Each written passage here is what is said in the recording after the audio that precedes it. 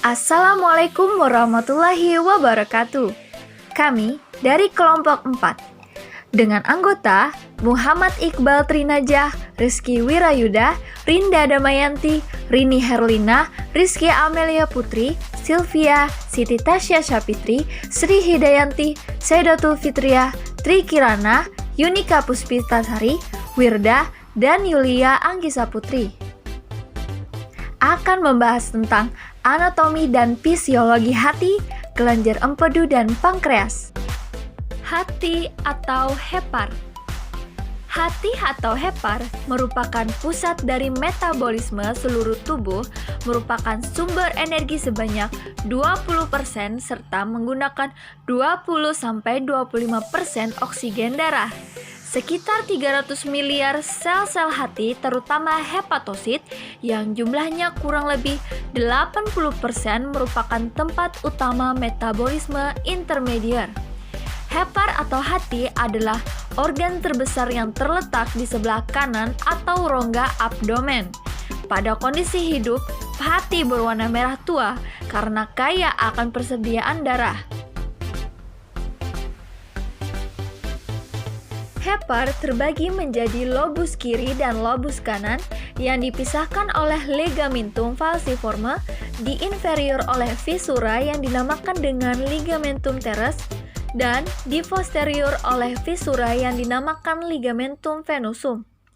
Hati atau hepar merupakan kelenjar aksesori yang terbesar dalam tubuh, berwarna coklat dan beratnya 1000-1800 gram. Hati terletak di dalam rongga perut sebelah kanan atas di bawah diafragma.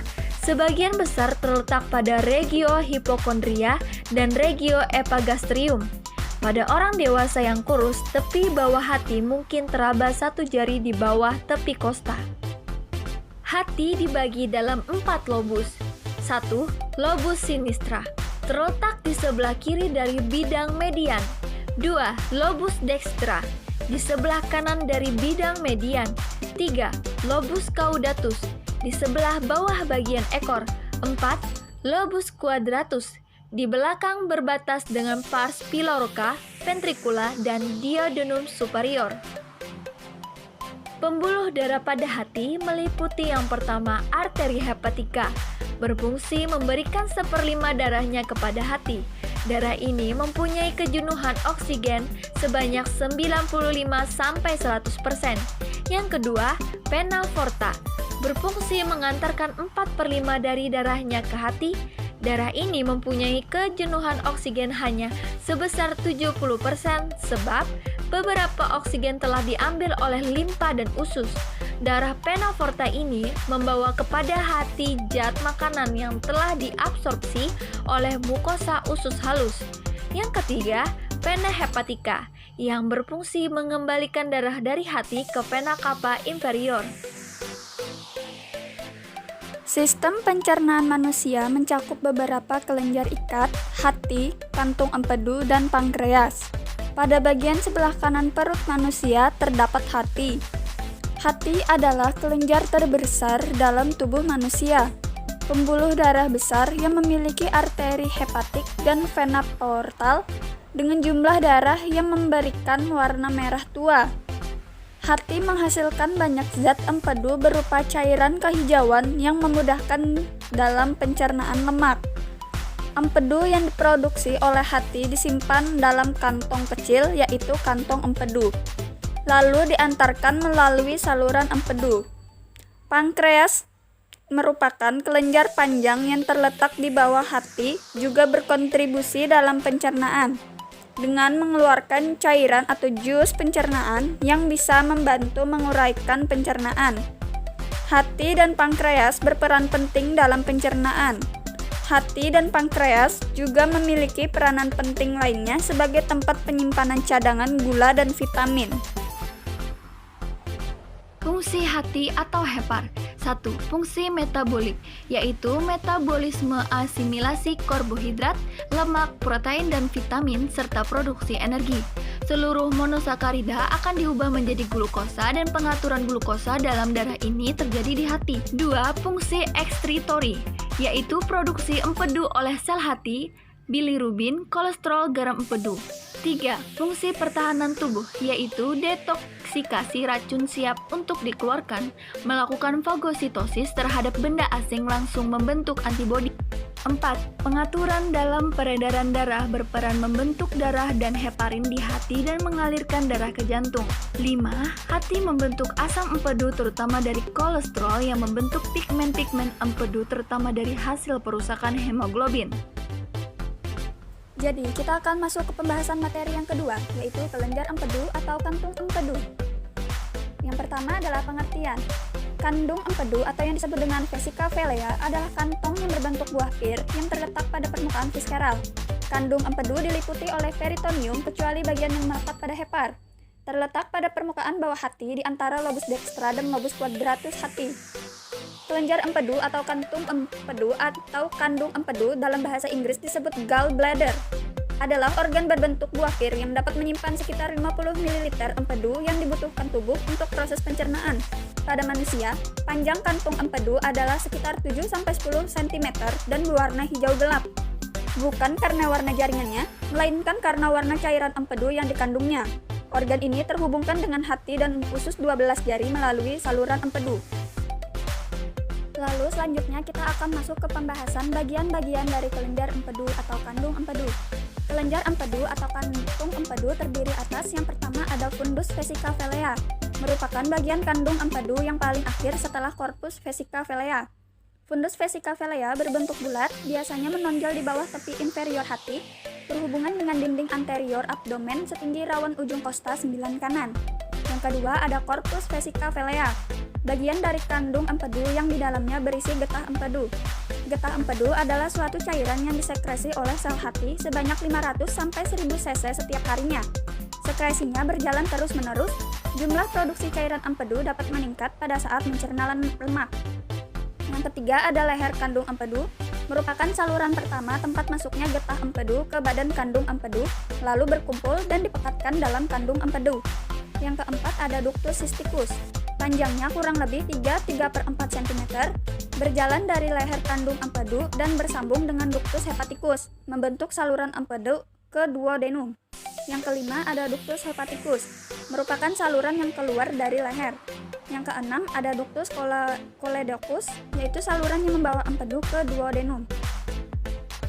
Lalu kita akan masuk ke pembahasan yang ketiga, yaitu tentang fungsi kelenjar empedu atau kantung empedu.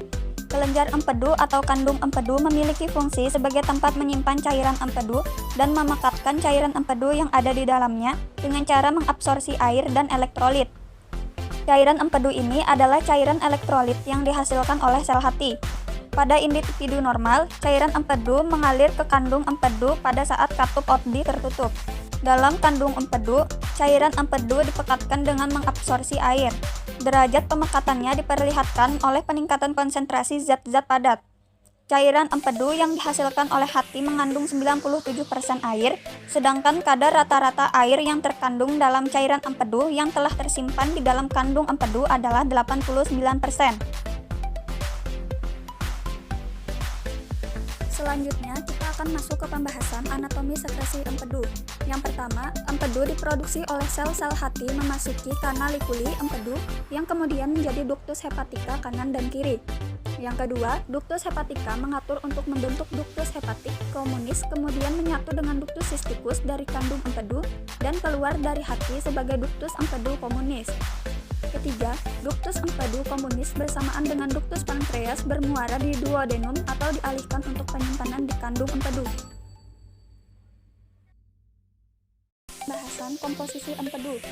Empedu adalah larutan berwarna kuning kehijauan terdiri dari 97% air, pigmen-pigmen empedu, dan garam-garam empedu. Garam empedu meningkatkan kerja enzim-enzim yang berasal dari pankreas, yaitu amilase, tripsin, dan lipase. Pigmen empedu terdiri dari biliverbin yang berwarna hijau dan bilirubin yang berwarna kuning. Pigmen ini merupakan hasil penguraian hemoglobin.